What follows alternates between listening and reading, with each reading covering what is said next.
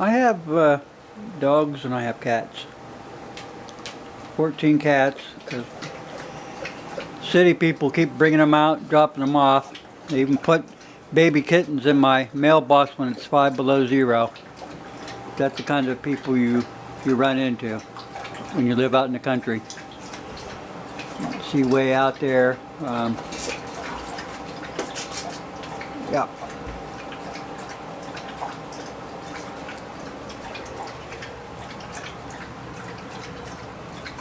But anyway, the point I'm trying to get here with the dogs and the cats, mostly the dogs. When you live out in the country,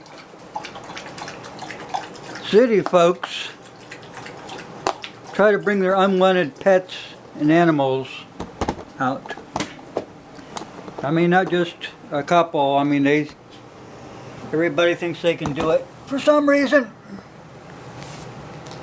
And in the process of bringing out their animals, usually they're pregnant dogs. Well, those dogs have to eat. And I think they think that, well, the farmers will just take the dog in, you know, but you can only take in so many dogs, you know, to feed. Now, at that time, I had a female German Shepherd.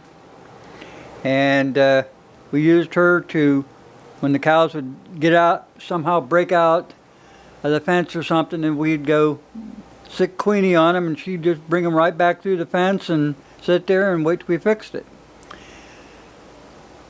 But we had chickens too. Well, when you have a pregnant dog and they have puppies, they got to eat. So the females would go out looking for game, you know, rabbits, whatever they could get. Well, one day they got into the chickens. We had 120 Rhode Island Reds. And they got in there and they had a field day. I mean, they slaughtered chickens like you wouldn't believe. So we shot dogs. Then, the following year, you know, with more people bringing out unwanted pets, they started forming packs. We had some ponies out there too, about 15. One I had nursed back to health. I made a harness, a sling, and got her in that. And when she got better, then I turned her loose. And she was kind of a miniature pony. She was like 3 years old, and she never got any bigger than, you know, 30 inches, if that. But anyway, while I'm going through this and I'm letting them out, I went to school. I'm like 13. I come home from school, went in, changed my clothes, went out and fed the animals like always, went out, threw the hay out of the barn, went to the other door to throw out the corn. I'm calling the ponies, and they don't come. Now, we had about, 2 foot of snow. And it was, you know, hard to move around. So I went down and I got the tractor and started heading out through the field there. And all I see is pink snow. And one pony standing up on its guts. I was 13 years old and I got sick. I mean violently sick.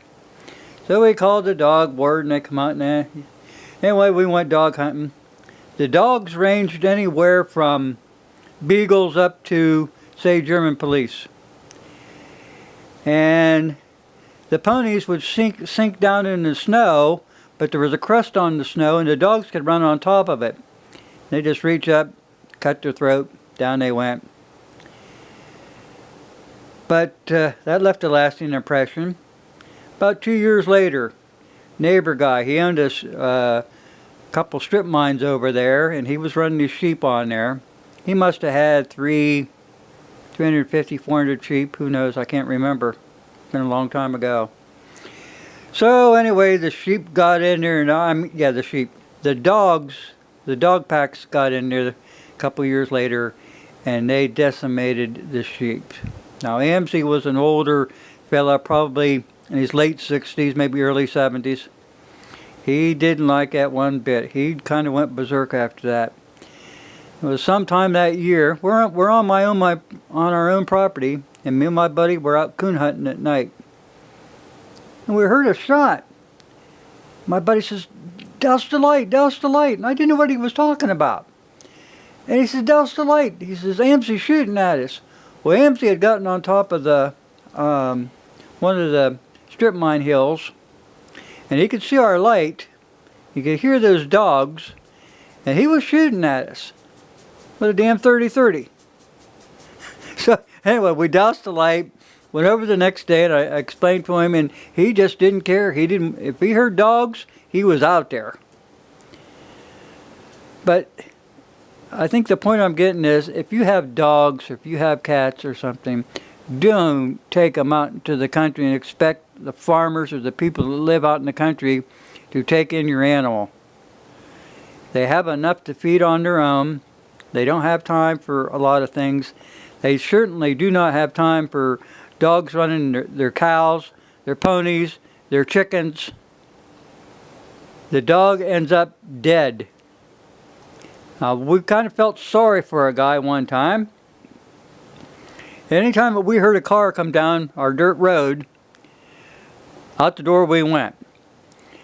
So one night, this car come down the road, turned off its lights. We grabbed the shotguns, went out to the road, walked up there. I opened up the car door, and here's some guy and his girlfriend, and kind of interrupted them a little bit. But that's how jumpy we got back then. If a car slowed down, or if they stopped to park or whatever, we were there. We were there. It was that bad. Now, like I said, the dogs died, but the thing is, it wasn't the dog's fault.